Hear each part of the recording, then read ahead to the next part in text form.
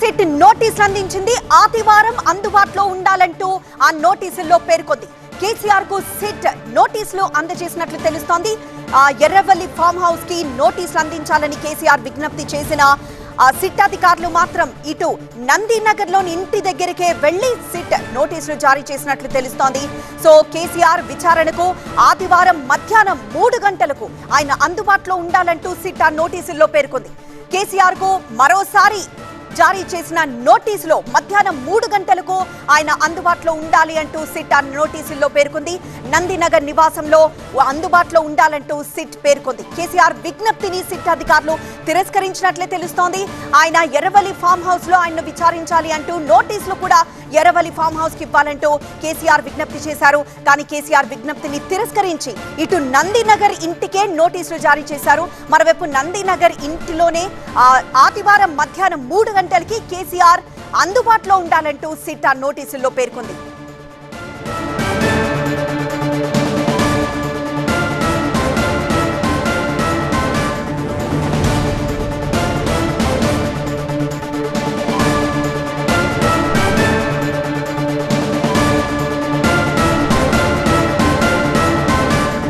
కేసీఆర్ కు మరోసారి సిట్ నోటీసులు జారీ చేసింది. కేసీఆర్ విచారణకు డేట్ ఫిక్స్ చేసింది సిట్.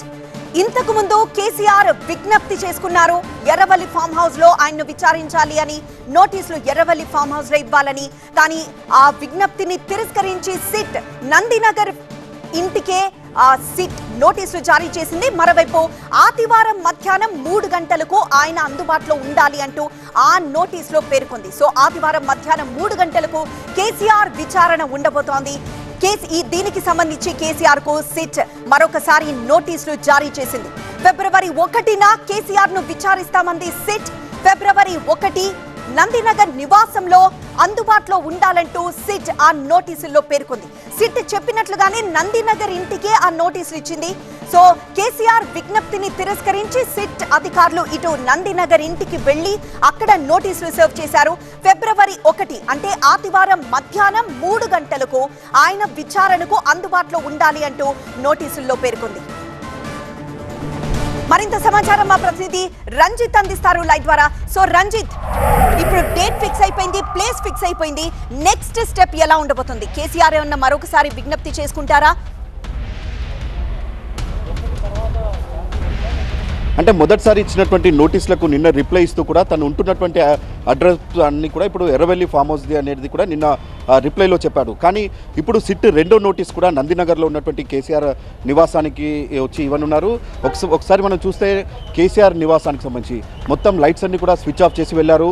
ఇక్కడ అందుబాటులో కూడా ఇక్కడ ఉన్నటువంటి సిబ్బంది సెంట్రల్ తప్ప ఇక్కడ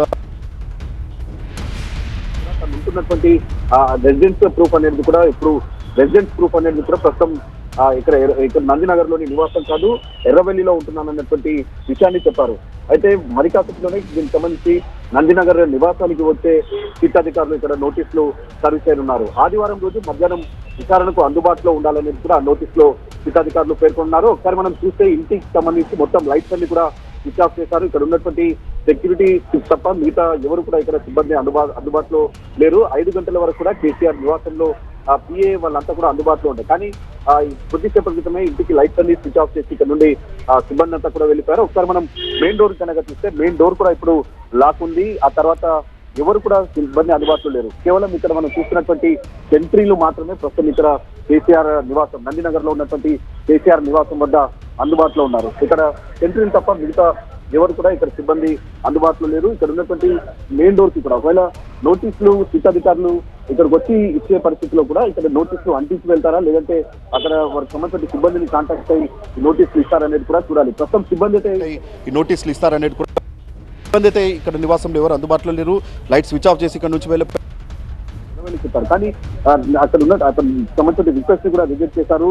ఖచ్చితంగా జ్యూరిడిక్షన్ పరంగా చూసుకుంటే ఇప్పుడు నందినగర్ లో ఉన్నటువంటి రెసిడెన్స్ అడ్రస్ ప్రూఫ్ మాత్రమే తమ వద్ద ఉంది కాబట్టి ఖచ్చితంగా ఇక్కడనే నోటీసులు సర్వ్ చేస్తామన్నటువంటి విషయాన్ని చెప్పారు. ఎర్రవల్లి ఫామ్ హౌస్ లో తను మన అందుబాటులో ఉండాలి, ఇక్కడ నోటీసులు సర్వ్ చేయాలన్నటువంటి అతని రిక్వెస్ట్ మాత్రం ఇప్పుడు సిట్ అధికారులు రిజెక్ట్ చేశారు కాబట్టి ఇప్పుడు రెండో నోటీసులు కూడా ఇక్కడికి వచ్చే మరి కాసేపట్లో సిట్ అధికారులు ఇవ్వనున్నారు. సో ఆదివారం రోజు ఇక్కడ నందినగర్ లో ఉన్నటువంటి నివాసంలోనే అందుబాటులో ఉండాలన్నటువంటి విషయాన్ని చెప్పారు. సిట్ అధికారులకు సంబంధించిన బృందం ఇక్కడికి వచ్చి స్టేట్మెంట్ రికార్డ్ చేస్తుంది. ఆదివారం రోజు మధ్యాహ్నం 3 గంటలకు నందినగర్ లో ఉన్నటువంటి నివాసంలో అందుబాటులో ఉండాలనేది కూడా చెప్పారు. కానీ ఇప్పుడు సెకండ్ నోటీస్ కి ఫస్ట్ నోటీస్ కంటే ఇక్కడ ఉన్నటువంటి సిబ్బంది తీసుకున్నారు. సిబ్బంది చెప్పి ఇక్కడ నుంచి వెళ్ళిపోయారు. ఆ తర్వాత నోటీస్ వచ్చిన 5 గంటలకు రిప్లై కూడా ఇస్తూ తను సంబంధించిన అడ్రస్ ప్రూఫ్ అనేది ఇప్పుడు ఎర్రవల్లికి సంబంధించిన ఫామ్ హౌస్ ఉందనేటువంటి విషయాన్ని చెప్పారు. సో అతను రిక్వెస్ట్ కూడా రిజెక్ట్ చేస్తూ ఇప్పుడు రెండో నోటీస్ ని కూడా ఇప్పుడు ఇక్కడ ఉన్నటువంటి నందినగర్ నివాసానికి వచ్చి ఇవ్వనున్నారు. సో ఇక్కడ సిబ్బంది ఎవరు అందుబాటులో లేరు కాబట్టి నోటీస్ ఇక్కడ గోడలకు అంటించి వెళ్తారా, లేదంటే ఇక్కడ ఉన్నటువంటి సిబ్బందిని ఎవరైనా కాంటాక్ట్ చేసి నోటీసులకు సంబంధించి విషయాన్ని కన్వే చేస్తారనేది కూడా చూడాలి.